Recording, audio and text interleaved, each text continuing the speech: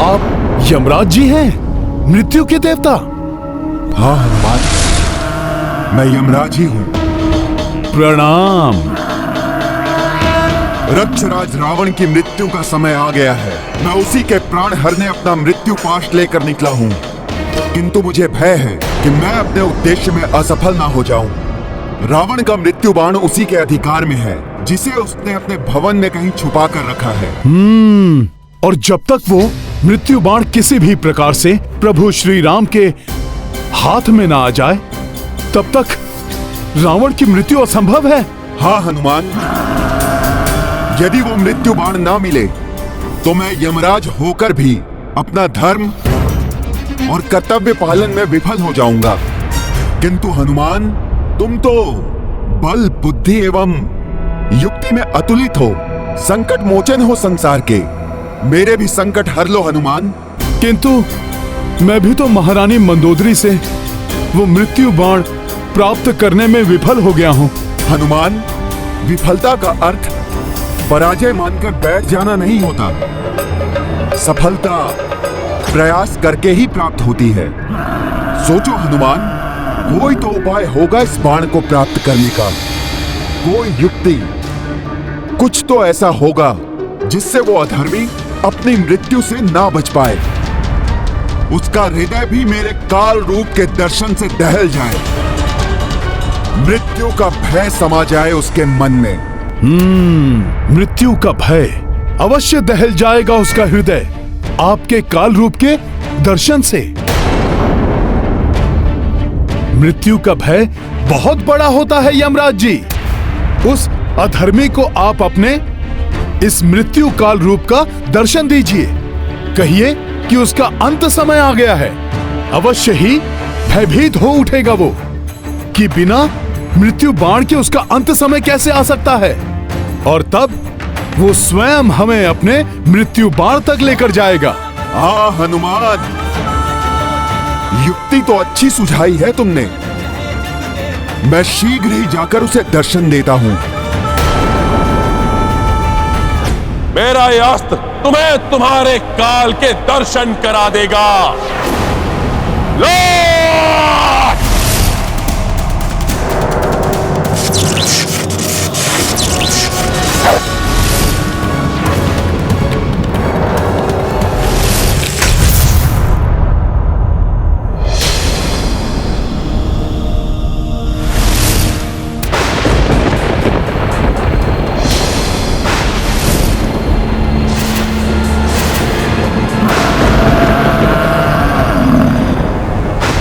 अकस्मात ही क्या होने लगा।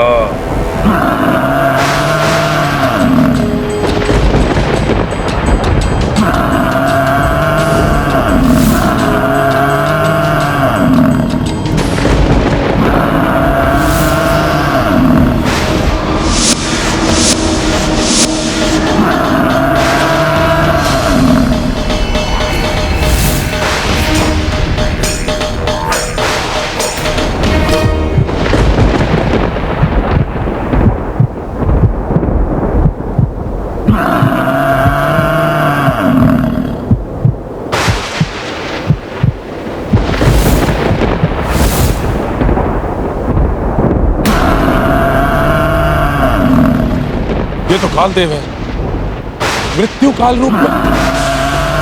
ये कैसे संभव है? मेरी मृत्यु का बाण तो मेरे पास ही सुरक्षित है।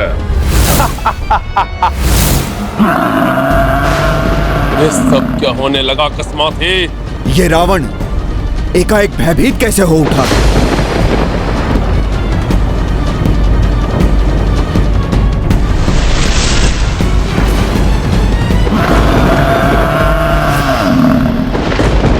यमराज, तुम मुझे स्पर्श भी नहीं कर सकते, क्योंकि मेरी मृत्यु का बाण मेरे पास ही सुरक्षित है। रावण, अब तुम्हारे अंत का समय आ गया है। अब तुम्हें मृत्यु के मुख में जाने से कोई नहीं बचा सकता। नहीं, असंभव है ये कैसे हो सकता?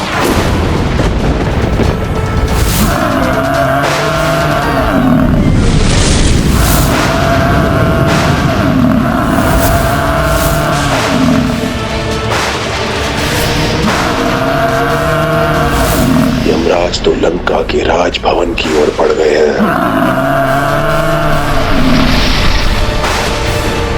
कहीं यमराज मेरी मृत्यु का बाण लेने के लिए तो लंका नहीं जा रहे। मैं कदापि ऐसा नहीं होने दूंगा। मुझे शीघ्र जाकर देखना चाहिए।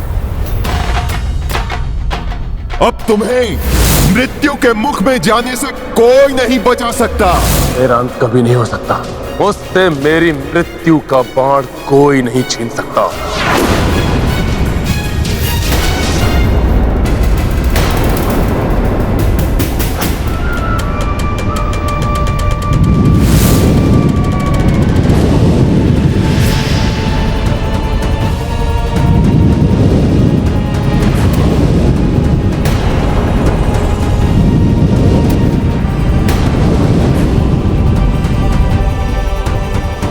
भले ही रावण बारंबार जीवित होता रहे, किंतु मेरे प्रहार नहीं रुकेंगे।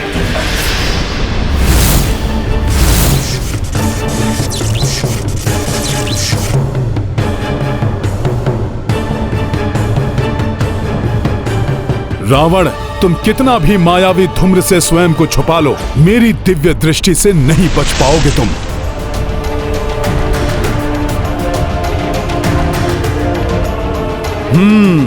तो इस धूम्र के पीछे छुपकर ये राक्षस अपनी माया से दो रूप बना रहा है, जिससे कि एक रूप यहां युद्ध करता रहे और दूसरा रूप मृत्यु बाण तक जा सके।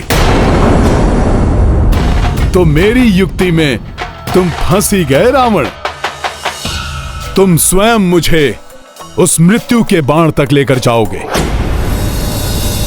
रावण के इन दोनों रूपों में भेद करना कठिन है कि कौन वास्तविक रावण है एवं कौन मायावी रावण।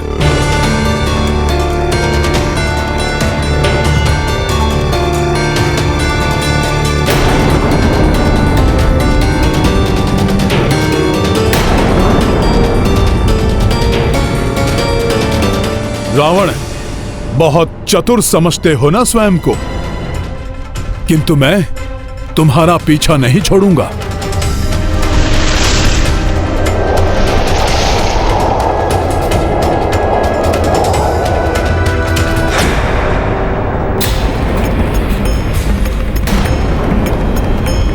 कुछ समझ में नहीं आ रहा है कि ये हो क्या रहा है।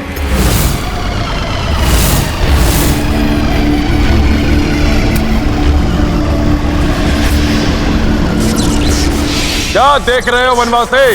बहुत प्रहार कर लिए तुमने, अब मेरा भी प्रहार देखो।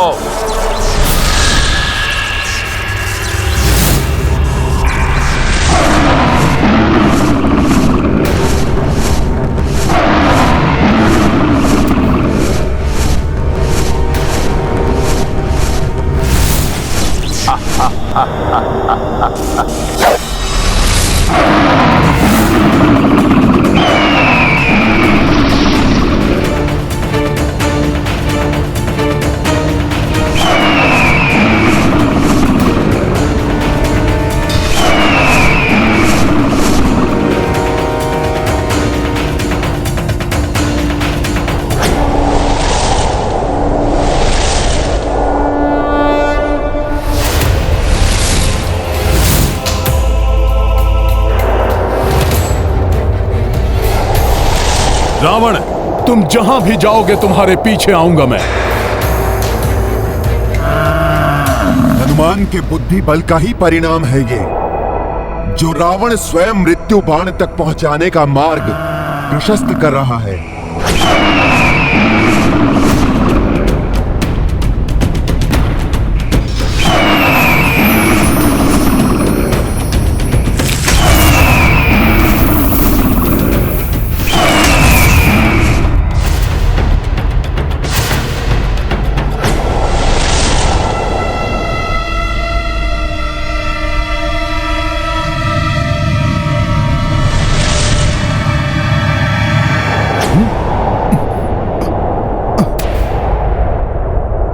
ये क्या? रावण अकस्मात ही कहां लुप्त हो गया? अब मृत्यु बाण के इतने निकट आकर भी कहीं सारा किया हुआ व्यर्थ ना हो जाए।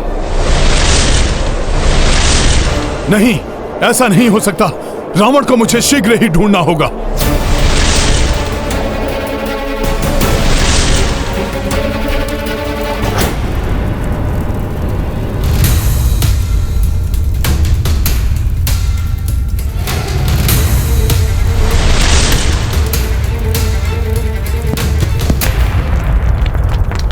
वो है लंकेश, किंतु वो मायावी छिद्र तो बंद हो रहा है।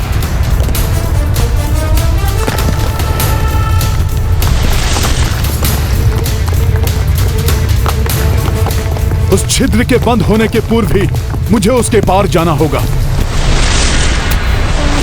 लाए प्रयोग कपि चतुराई, जामह लंकेशा उलझाई। मृत्यु बाण प्राप्ति के लाए, अंजनी नंदन युक्ति लगाए। रावण मार्ग स्वयं की प्रशस्ता, हनुमत आगे कोसि विवशता। बजरंगी जब बुद्धि लड़ाई, दुर्गम काज सुगम हो भाई। रावण, तुम हनुमान को अपने मृत्यु बाण तक ले ही आए। मेरे मृत्यु बाण तक मेरे अतिरिक्त कोई अन्य पहुंच ही नहीं सकता। यही होगा मेरा मृत्यु बाण।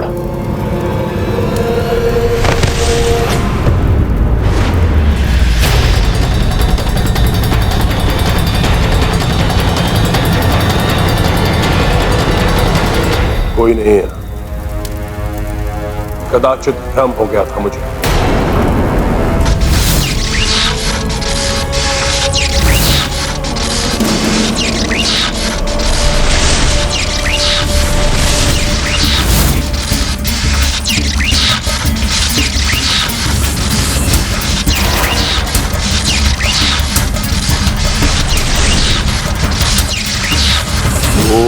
ओम जूम सः, ओम जूम जूम।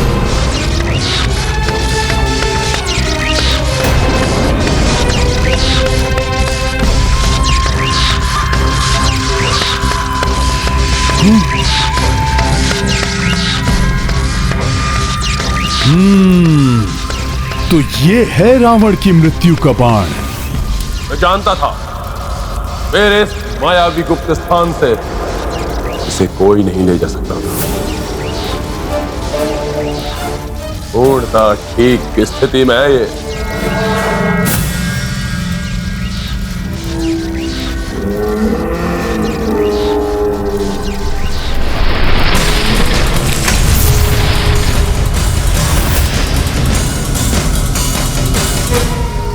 अब जाकर उस वनवासी को समाप्त करता हूं।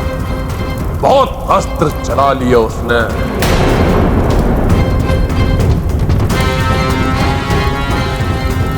अब रावण के अस्त्र चलेंगे।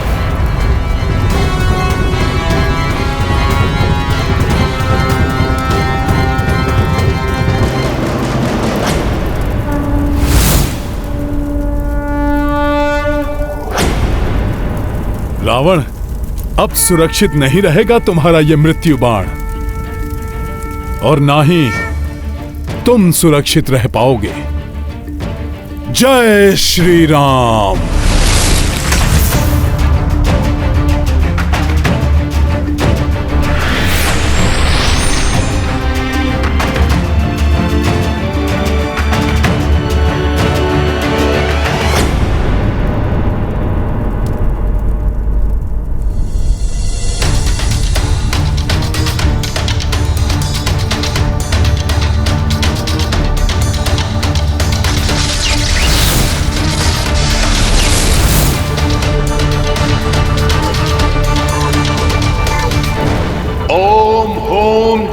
सः, ओम होम जूम सः, ओम होम जूम सः, ओम होम जूम सः।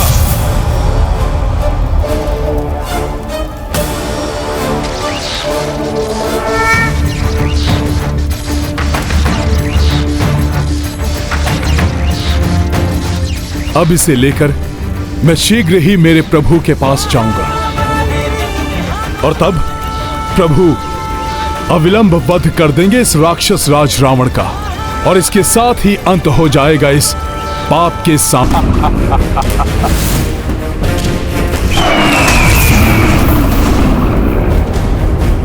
रावण का ये मायावी पशु बड़ा ही भयंकर प्रतीत हो रहा है।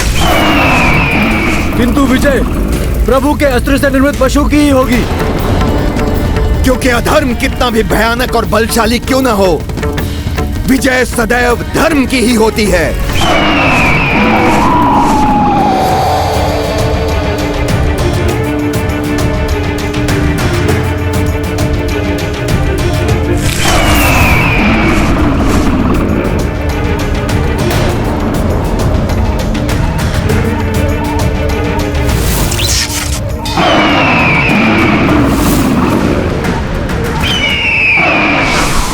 धर्म के मेघ छट गए। अब दिखाता हूं तुम्हें वनवासी कि रावण है क्या। मुझे शीघ्र ही अपना कार्य संपन्न करके यहां से निकलना होगा। ये क्या कर रहे हो हनुमान? क्या कर रहे हो हनुमान? क्या कर रहे हो हनुमान?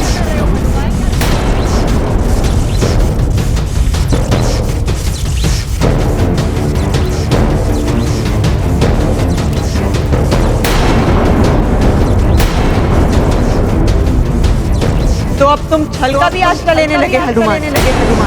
धर्म की दुहाई देने वाला हनुमान अब चोर कंध पे उतर आया है। क्या ये अधर्म नहीं है? अधर्म नहीं है।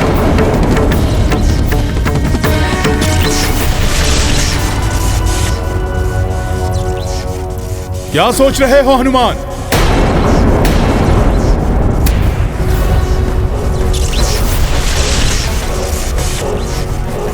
जो तुम कर रहे हो वो उचित है क्या?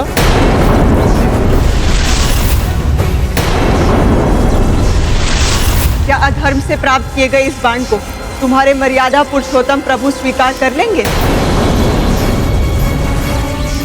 नहीं, प्रभु इसे कदापि स्वीकार नहीं करेंगे। हनुमान को ऐसा कार्य शोभा नहीं देता, अपराध है ये।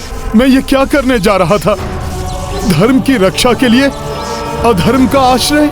उचित तो यही होगा तुम्हारे लिए हनुमान, ये अधर्म मत करो, लौट जाओ यहाँ से।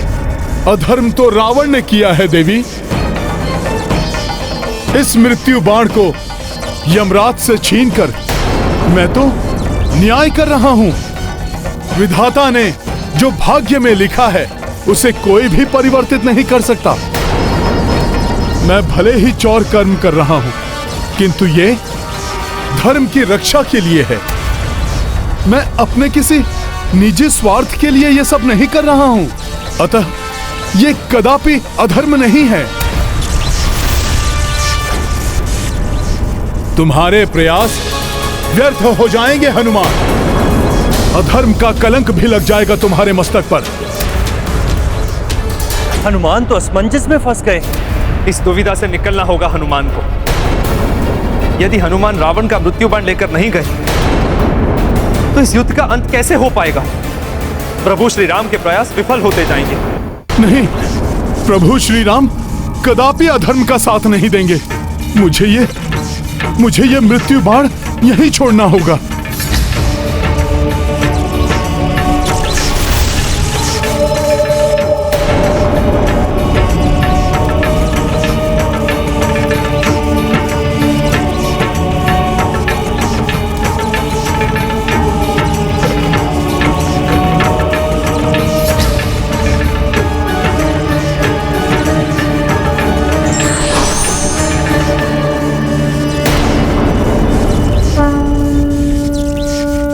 यमराज जी, आपके इस निर्मल धर्मराज रूप के दर्शन पाकर मैं धन्य हो गया।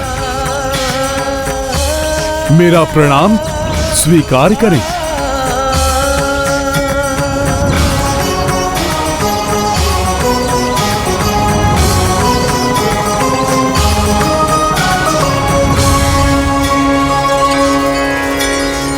हनुमान, धर्म अधर्म की दुविधा में पड़ गए हो। हाँ धर्मराज जी। ये अधर्म नहीं है हनुमान, अपितु तुम तो इस बाण को उसके उचित स्थान पर पहुंचाकर धर्म संगत कार्य कर रहे हो। किंतु है तो ये चौर कर्म ही ना, इसे मेरे प्रभु कदापि स्वीकार नहीं करेंगे। हनुमान, धर्म की रक्षा के लिए आवश्यक है, इसीलिए तुम्हें इस बाण को प्रभु के संज्ञान में आए बिना ही उनके तुनीर में रखना होगा। इस प्रकार जैसे ही रावण के जीवन की अंतिम घड़ी आएगी, उसका मृत्यु बाण प्रभु के हाथ में आ जाएगा। किंतु ये तो पूर्णतया धर्म के विरुद्ध होगा, प्रभु के साथ छल होगा ये। नहीं हनुमान, कोई छल नहीं, कोई धर्म के विरुद्ध कृत्य नहीं होगा ये। मैं धर्मराज तुम्हें अधर्म का कार्य करने को कैसे कह सकता हूं भला? हनुमान, अधर्म तो तब होगा जब रावण का मृत्यु काल आने पर भी प्रभु श्री राम के हाथों से मृत्यु प्राप्त नहीं हो पाएगी। किंतु धर्मराज जी, कभी कभी बड़े उद्देश्य को पूर्ण करने के लिए छोटी छोटी भूलों की अपेक्षा करनी पड़ती है। यमराज जी का कथन सत्य है, किंतु मेरे प्रभु श्री राम के लिए तो ये सर्वथा अनुचित और अधर्म ही है। क्या उनके बिना संज्ञान के ये कार्य करना अनुचित नहीं होगा? धर्मराज जी, बिना प्रभु के संज्ञान में यदि मैंने उनकी तुनीर में मृत्यु बाण रखा तो ये अधर्म और अनुचित होगा। हनुमान, अधर्म तो तब होगा जब रावण का मृत्यु काल आने पर भी प्रभु श्री राम के हाथों से मृत्यु प्राप्त नहीं हो पाएगी। किंतु धर्मराज जी, कभी कभी बड़े उद्देश्य को पूर्ण करने के लिए छोटी छोटी भूलों की अपेक्षा करनी पड़ती है। मैं तुम्हें ऐसी ही एक कथा सुनाता हूं, जिससे तुम धर्म और अधर्म की दुविधा से बाहर निकल सकोगे। एक समय उतथ्य नाम का एक युवक था।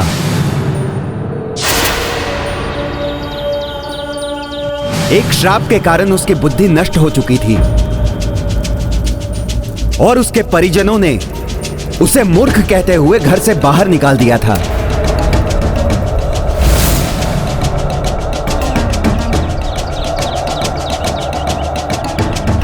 भले ही उतथ्य बुद्धिहीन है, किंतु उसमें एक बहुत ही अच्छा गुण है।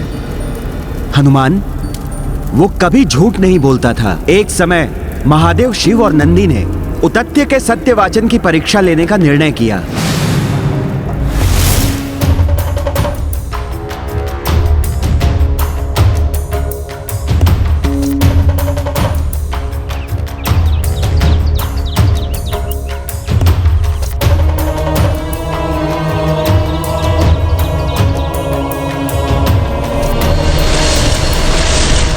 महादेव ने आखेटक का रूप धारण किया एवं नंदी हिंसक शूकर बन गए और शीघ्र ही आखेटक शिव अपना धनुष बाण लिए शूकर का पीछा करने लगे।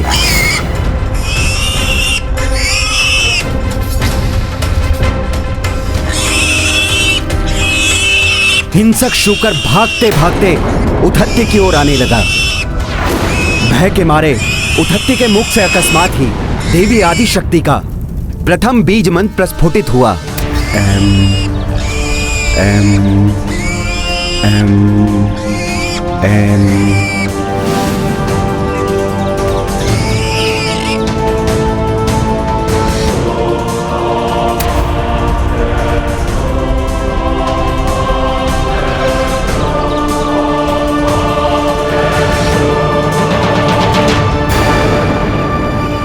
हे युवक, क्या तुमने मेरे आखेट को इस ओर आते हुए देखा है? चुप क्यों हो?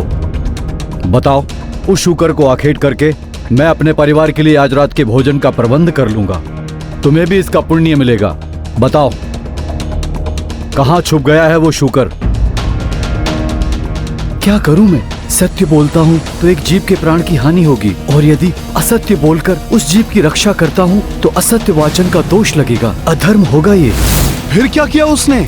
उस दुविधा से कैसे मुक्त हुआ उतथ्य? बुद्धिहीन होकर भी उसने उचित निर्णय लिया।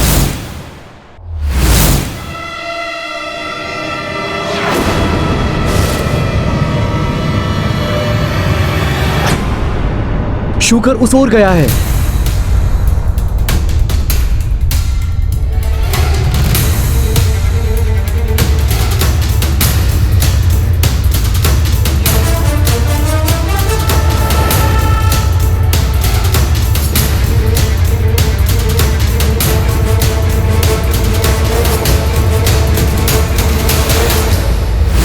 जीव के प्राण बचाने के लिए उतथ्य ने असत्य बोला, तब तो वो अवश्य ही भोले बाबा की परीक्षा में असफल हो गया होगा। हनुमान, असत्य बोलकर भी उसने धर्म का पालन किया था। उद्धत्य के झूठ बोलने से आखेटक क्रोधित हो उठा। तुमने मुझसे झूठ बोलने का दुस्साहस कैसे किया? सब तो यही कहते हैं कि तुम कभी भी असत्य वाचन नहीं करते हो। अब तुम्हें तुम्हारे दुस्साहस का दंड अवश्य मिलेगा। हाँ, मैंने असत्य बोला है, लेकिन मेरे छोटे से असत्य ने उस निर्दोष जीव के प्राण की रक्षा की है। मेरे इस छोटे से अधर्म से एक बड़ा धर्म का कार्य हुआ है। यदि आप मुझे दंड देना चाहते हैं तो मैं उसके लिए प्रस्तुत हूँ।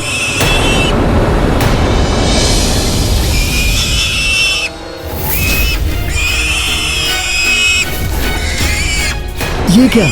ये शूकर यहाँ वापस क्यों आ गया?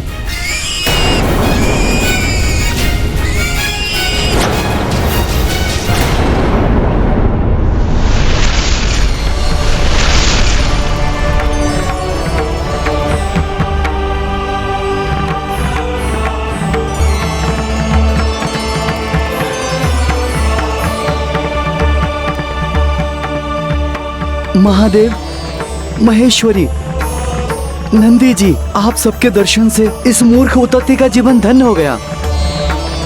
आप सबके चरणों में मेरा प्रणाम। उठो तथ्य,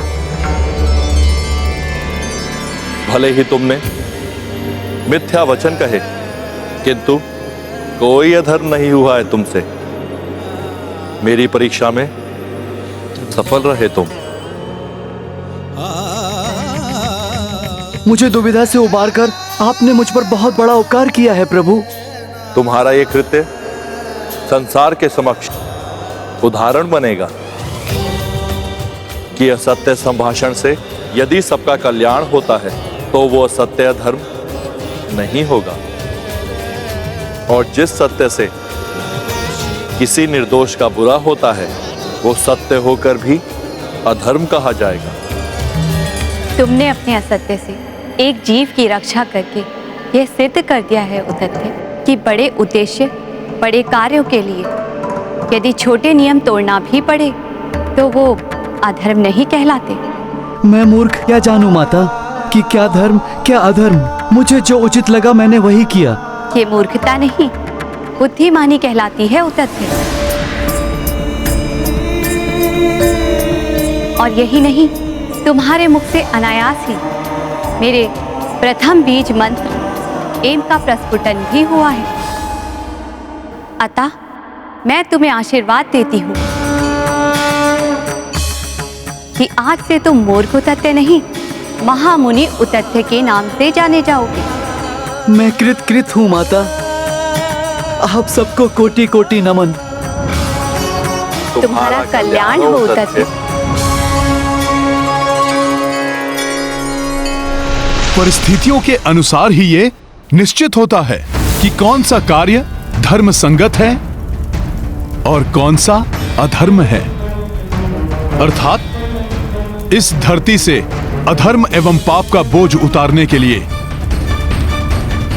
अधर्मी रावण का अंत होना आवश्यक है, और इसके लिए यहां से मृत्यु बाण को इस प्रकार ले जाना अधर्म नहीं है। तुम्हारा कार्य पूर्णतः धर्म संगत है हनुमान, किंतु अभी भी एक दुविधा उत्पन्न हो सकती है। अब कैसी दुविधा धर्मराज जी? वो दुविधा ये है हनुमान कि प्रभु इस बाण को चलाएंगे कहां? हनुमान, रावण को ब्रह्मदेव से आशीर्वाद स्वरूप अमृत की प्राप्ति हुई है, जिसे उसने अपने नाभि स्थल में धारण किया है। उसने नाभि स्थल को इसलिए चुना क्योंकि नाभि स्थल पर वार करना युद्ध के नियमों के विपरीत है।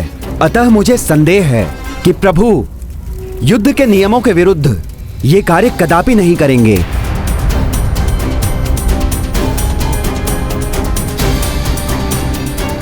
फिर ऐसी स्थिति में क्या करना चाहिए धर्मराज जी? हनुमान, तुम्हें प्रभु के तुणीर में यह बाण तो रखना ही है, किंतु प्रभु जब बाण चलाएंगे तब तुम्हें इस बाण का लक्ष्य परिवर्तित भी करना होगा। प्रभु राम के बाण की दिशा को परिवर्तित करने का वचन देना होगा तुम्हें मुझे। भविष्य में मेरे आदेश पर तुम ऐसा करोगे। मैं अंजने हनुमान आपको वचन देता हूँ कि आपकी आज्ञा के अनुसार उचित समय आने पर मैं प्रभु राम के बाण की दिशा को परिवर्तित करूंगा। बाल्यावस्था में ऋषिवर अगस्त ने भी मुझसे यही वचन लिया था। ऋषिवर अगस्त को भी ये ज्ञात था कि ब्रह्मा जी से प्राप्त अमृत को रावण ने अपनी नाभि में छुपा कर रखा है। हनुमान, अब तो तुम्हारे मन में कोई संशय नहीं है ना? जब धर्मराज ने मुझे स्वयं इस संशय से निकाल लिया, ऋषिवर अगस्त ने भी मुझसे वचन लिया, तब कैसे मैं इतने महत्वपूर्ण कार्य को करने से पीछे हट सकता हूं?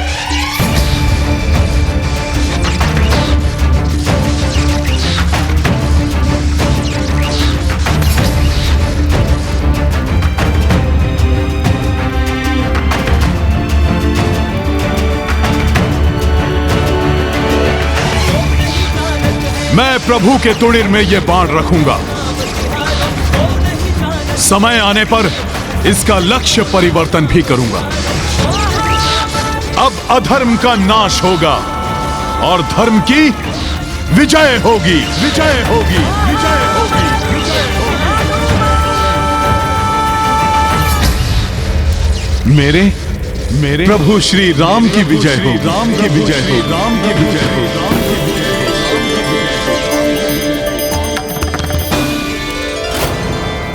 प्रणाम धर्मराज।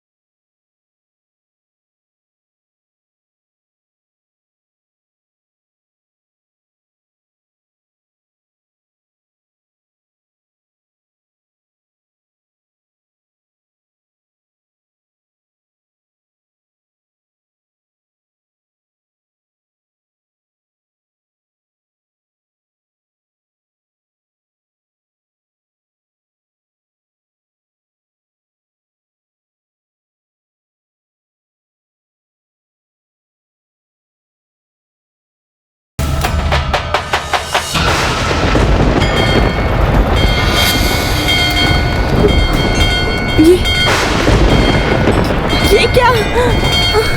ये अकस्मात क्या होने लगा? कहीं ये किसी बड़े अशुभ का संकेत तो नहीं है? शब्द विजय पर्याय कपीसा, बल अपार मुख तेज रवीसा। रावण दुष्ट का मृत्यु बाणा, प्राप्त किए देखो हनुमाना। रघुनंदन रावण की लड़ाई, अंत चरण हनुमत पहुँचाई। काज प्रभु के कपि किए पूरे, इनके बिना रघुराई अधूरे। हनुमत की रुचिकर लीला, राम भगत की जय जय राम, जय जय जय महाबली हनुमान।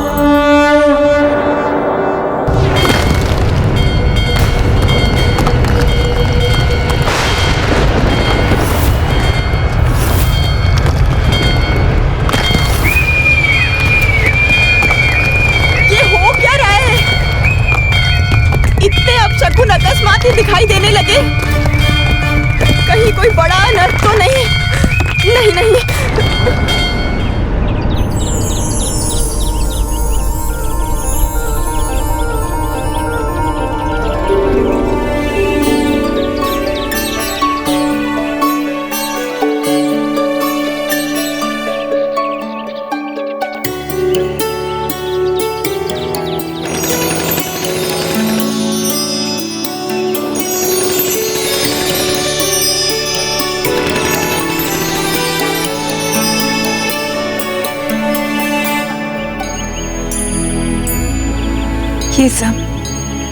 ये शुभ शकुन, आज मुझे बड़े ही सुख का आभास हो रहा है। अवश्य ही है अपशकुन, अनर्थ की ओर संकेत कर रहे हैं। प्रभु,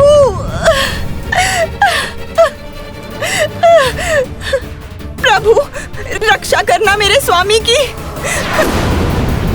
ये शुभ शकुन संकेत दे रहे हैं कि शीघ्र ही स्वामी अंत कर देंगे अधर्म का एवं अधर्मी रावण का। प्रभु, ये सत्य है कि मेरे स्वामी ने सदैव अधर्म का ही अनुकरण किया है, किंतु मैंने सदैव श्रेष्ठ धर्म का पालन किया है। मैं अपने धर्म की दुहाई देती हूँ प्रभु, मेरे स्वामी की रक्षा करना, मेरे सौभाग्य सिंदूर को मत उजड़ने दीजिए प्रभु। मंदोदरी, अपने सुहाग की रक्षा करना चाहती हो तो सौभाग्य की समस्त सामग्री एकत्रित करो एवं उसे किसी ऐसी सौभाग्यवती पतिव्रता स्त्री को अर्पित करो जो तुमसे या हमारे परिवार से संबंधित ना हो। कहते हैं कि यदि ऐसी पतिव्रता स्त्री सौभाग्य सामग्री को स्वीकार करके सदा सौभाग्यवती रहने का आशीष दे दे तो भाग्य का लेखा भी परिवर्तित हो जाता है। अब यही एक अंतिम उपाय शेष है, अन्यथा रावण के पापों का प्रायश्चित अब मात्र उसकी मृत्यु ही है। उनकी रक्षा के लिए मैं कुछ भी करूंगी, किंतु लंका की समस्त स्त्रियां तो विधवा हो चुकी हैं। सौभाग्यवती और हमारे परिवार की ना हो ऐसी कोई स्त्री तो शेष बची ही नहीं है लंका में।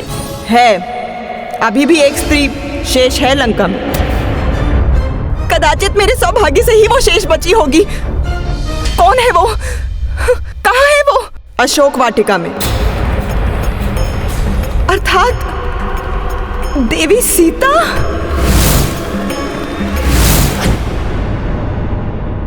सौभाग्यवती एवं पतिव्रता होने के कारण सीता सौभाग्य सामग्री को ठुकरा भी नहीं सकती। उसे तुम्हें सदा सौभाग्यवती रहने का आशीष देना ही पड़ेगा, और चूंकि वो स्वयं देवी लक्ष्मी का अंश है इसलिए उसके मुंह से निकला हुआ आशीष निष्फल नहीं हो सकता। किंतु सीता, मात्र सीता ही अब एक अंतिम आशा शेष है रावण के जीवन की रक्षा के लिए।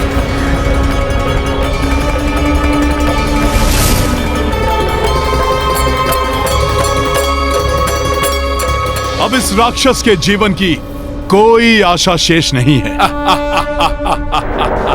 इसकी मृत्यु का बाण प्रभु के तुणिर में पहुंच चुका है।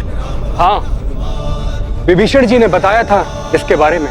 भ्राता लंकेश की मृत्यु का बाण स्वयं उनके पास ही है, जिसको प्राप्त किए बिना उनका वध असंभव है।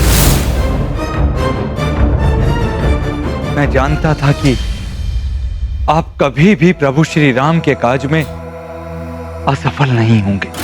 कुछ भी करके आप मृत्यु बाण को लाने में सफल अवश्य हो जाएंगे। अब मुझे पूर्ण विश्वास हो गया है कि आज सूर्यास्त से पूर्व ही भैया राम इस मृत्यु बाण का प्रयोग अवश्य करेंगे। हाँ लक्ष्मण भैया, आज के सूर्यास्त के साथ ही पाप का साम्राज्य भी अस्त होने वाला है। नारायण नारायण। अब प्रभु के हर एक वार के साथ ही अधर्मी रावण अपने अंत के निकट पहुंचता जाएगा।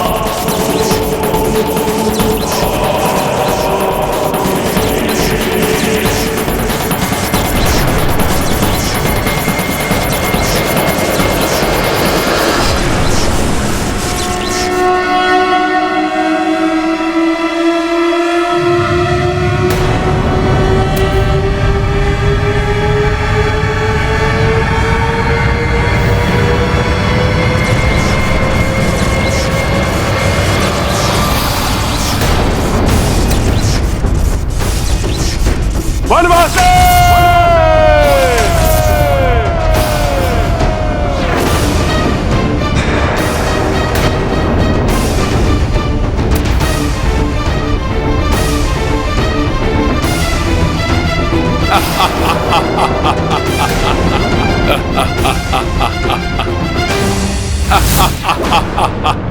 देखना, अब प्रभु निकालेंगे रावण की मृत्यु का बाण।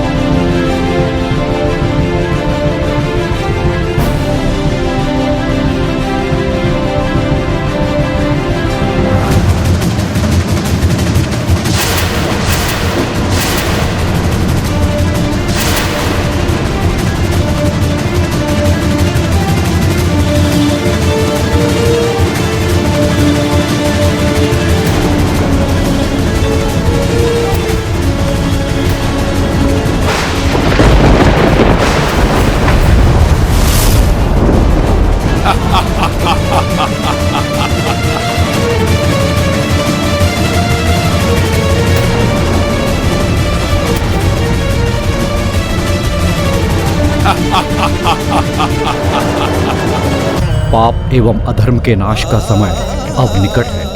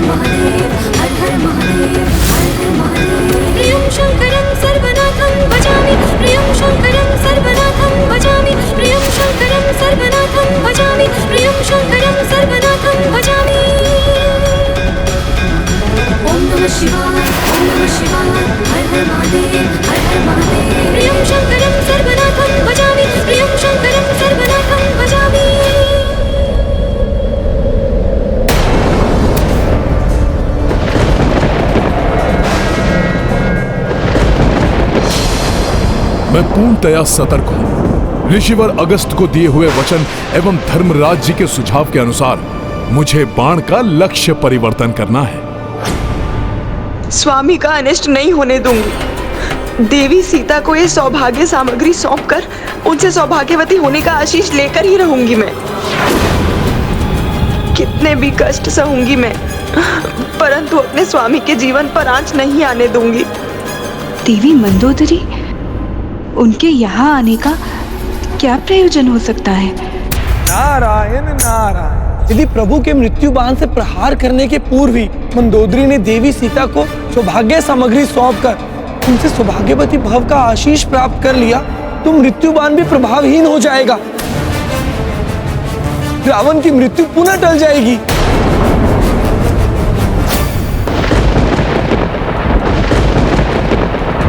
ये बाण मेरी मृत्यु के बाण के सदृश कैसे प्रतीत हो रहा है, जिसे कुछ ही समय पूर्व मैं स्वयं अपने राजप्रसाद में देख कर आया हूं।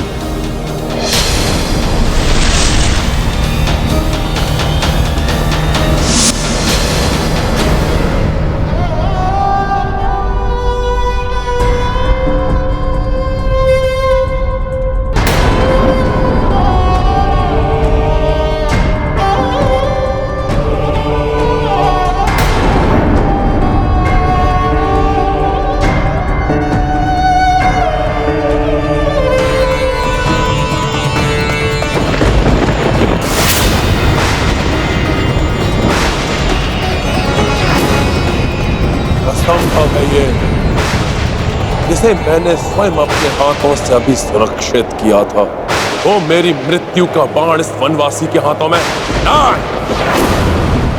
अवश्य ही कोई छल है, मुझे भ्रमित कर भयभीत करना चाहता है ये वनवासी।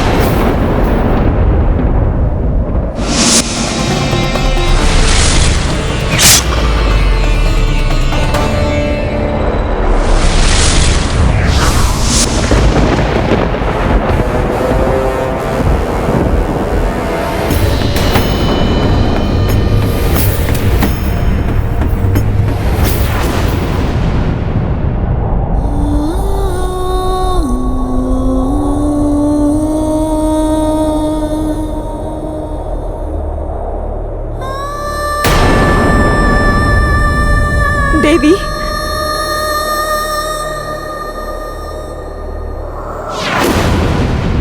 अनेक कष्ट उठाकर भी आपने पूर्ण निष्ठा से अपने पतिव्रत धर्म का पालन किया। मेरे हृदय में आपके लिए अपार श्रद्धा है। मेरा विश्वास कीजिए देवी, मैंने सदैव स्वामी के प्रत्येक अधर्म का विरोध किया है। देवी मंदोदरी, आपके प्रति मेरे हृदय में कोई द्वेष नहीं। मुझे ज्ञात है आप पूर्णतः निर्दोष हैं। देवी, एक नारी ही दूसरी नारी की पीड़ा को समझ सकती है। आज मैं एक अभागन पतिव्रता अपनी व्यथा दूर करने के लिए आपसे एक याचना करने आई हूँ। सच्चे हृदय से आपको कुछ देने और आपसे कुछ लेने आई हूँ। बस आप ये मत कहिएगा कि मेरी याचना स्वीकार करना आपके लिए असंभव है। रावण हूं मैं, किसी भी छल और किसी भी चाल में नहीं फंसूंगा। इससे पूर्व ये वनवासी कोई चतुराई दिखाए, उसके पूर्व ही मैं अपने सबसे घातक आसुरी अस्त्र का प्रयोग करूंगा।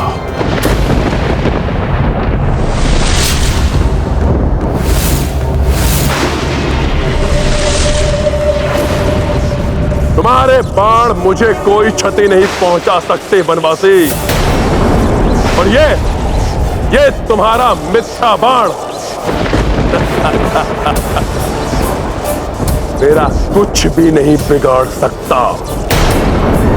इसकी मृत्यु इसके समक्ष खड़ी है,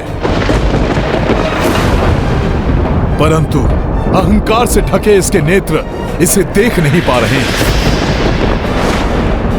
प्रतीत होता है अब ये आवरण प्रभु के हाथों इसकी मृत्यु के उपरांत ही हटेगा। देवी, मुझे पूर्ण विश्वास है कि एक सुहागन होने के नाते आप ये सौभाग्य सामग्री अस्वीकार नहीं करेंगी और रीति अनुसार आपको मुझे सदा सुहागन रहने का आशीष देना ही होगा।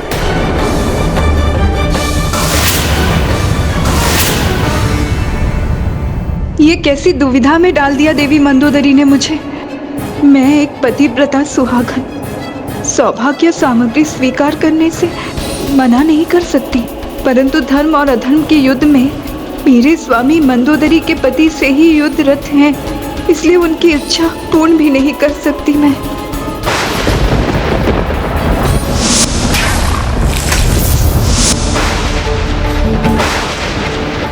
इधर प्रभु के हाथों से ये बाण चलेगा, उधर माता सीता के समस्त कष्टों और दुविधाओं का अंत होगा।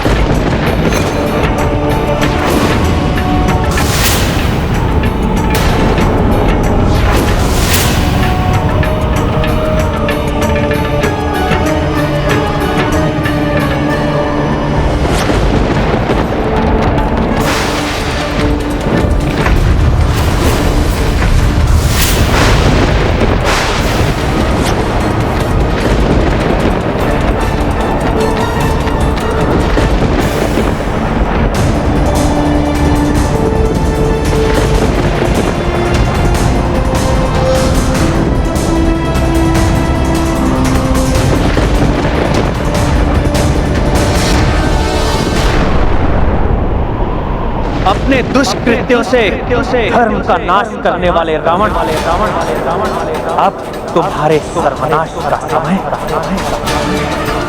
आग आग आग।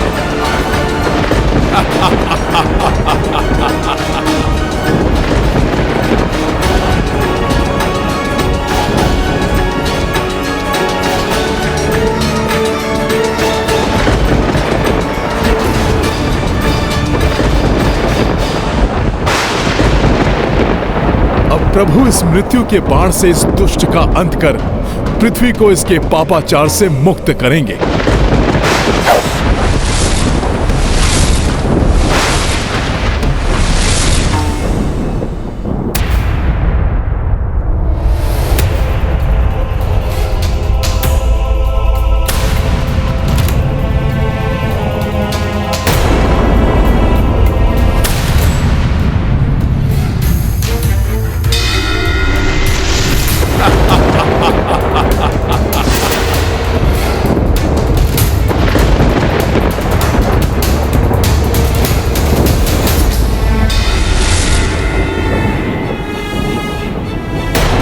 हो गया, मेरे सुहाग की प्रतीक मेरी सिंदूरदानी गिर गई।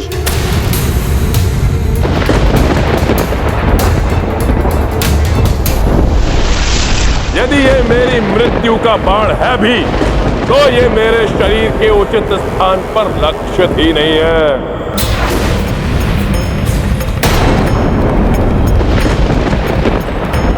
प्रभु राम के बाण की दिशा को परिवर्तित करने का वचन देना होगा तुम्हें मुझे। यही उचित समय है।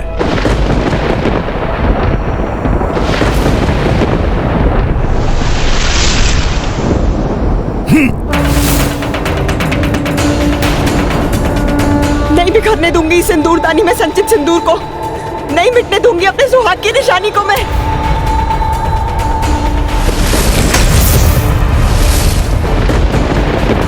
हनुमान जी अब क्या करने जा रहे हैं? वो इस बाण को उचित दिशा देने जा रहे हैं।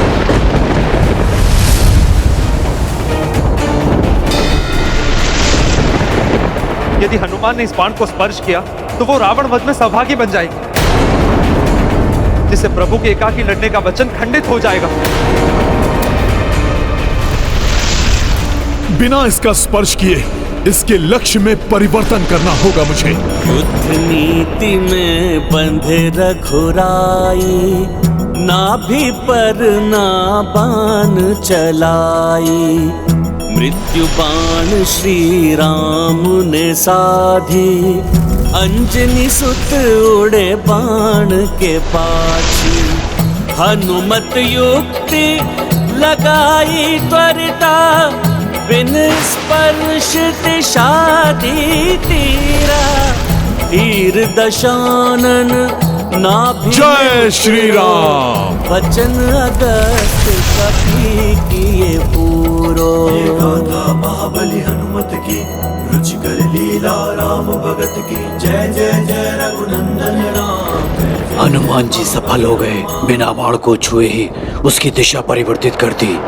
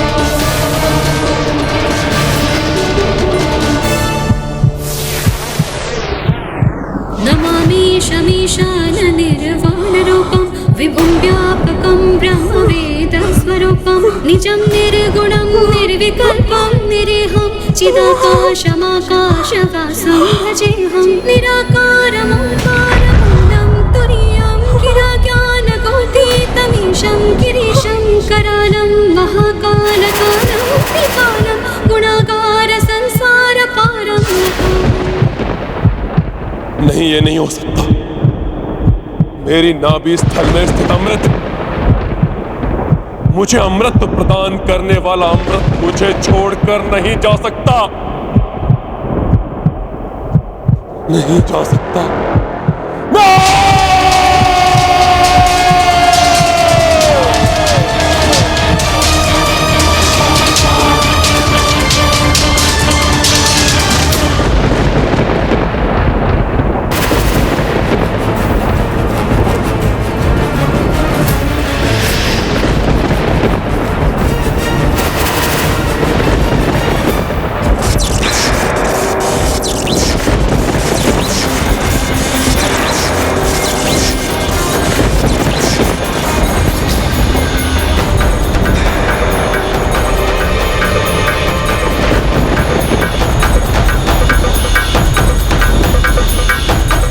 रावण, दुश्मन है रावण। अब तुम्हारी मृत्यु तुम्हारी निकट पहुंच चुकी है। अपने नेत्र खोलो और देखो रावण। होगा तुम्हारा रावण। जो कुछ तुमने आज मुझसे छीना है, एक दिन वो सब कुछ तुमसे भी छीन जाएगा, और उस दिन समूचे राक्षस कुल के साथ तुम्हारा सर्वनाश होगा रावण, सर्वनाश होगा। यदि युद्ध हुआ तो इसकी परिणति अति भयंकर होगी। ना तुम बचोगे और ना ही तुम्हारा कोई अपना। तुम्हारे इस दुष्कृत्य का प्रतिशोध मैं अवश्य लूंगी। पुनर्जन्म लेकर तुम्हारे ही विनाश का कारण बनूंगी। ये सीता उन्हीं वेदवती के प्रतिशोध की अग्नि है जो तुम्हें जलाकर भस्म करने आई, भस्म करने आई। तुम्हारी मृत्यु तुम्हारी निकट पहुंच चुकी है, मेरे स्वामी और सेवक हनुमान के रूप में। अब अंत होगा तुम्हारे पाप के साम्राज्य का, अंत होगा अधर्म का, अंत होगा तुम्हारा रावण। रावण, तुम्हारे मृत्यु का भी जब समय आएगा, तुम्हारा यह मृत्यु बाण स्वतः उसके पास पहुंच जाएगा जिसके हाथों तुम्हारी मृत्यु होगी। तुम्हारे मृत्यु का भी जब समय आएगा, तुम्हारा यह मृत्यु बाण दुष्कृत्य का प्रतिशोध उसके पास पहुंच जाएगा जिसके हाथों तुम्हारी मृत्यु होगी। तुम्हारे ही विनाश का कारण बनूंगी।